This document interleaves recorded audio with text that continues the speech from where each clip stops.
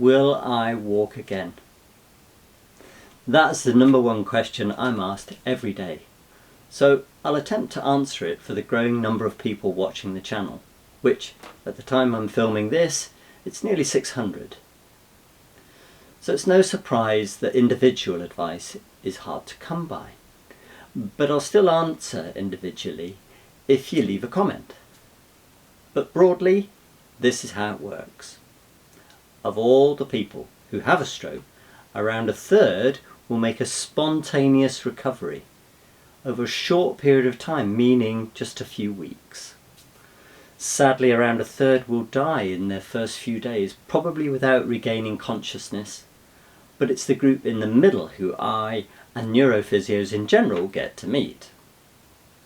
Of those, around a third will manage the bare minimum on their feet, a few steps, standing transfers on and off the loo, probably always with assistance, or at least supervision, and probably some kind of walking aid like a tripod stick or walking stick.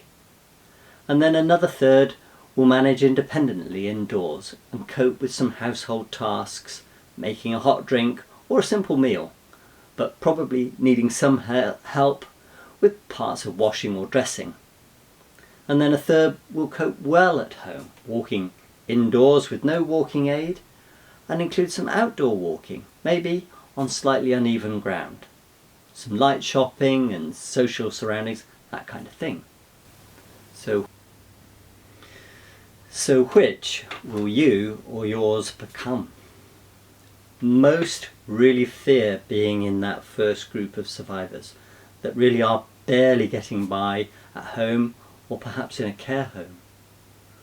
Will they walk again? The answer is pretty much down to earth, I'm afraid, and it's this.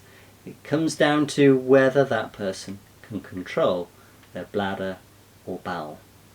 And broadly, if they don't have that control, they're quite unlikely to walk at all.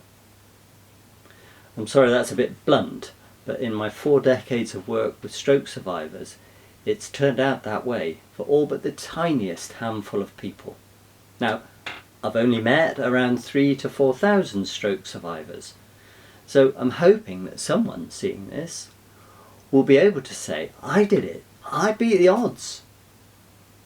And of course I realise it's a sensitive subject, but if that is you, I'd encourage you to put a comment of some kind below and maybe tell a bit more of your story, quite simply to encourage others.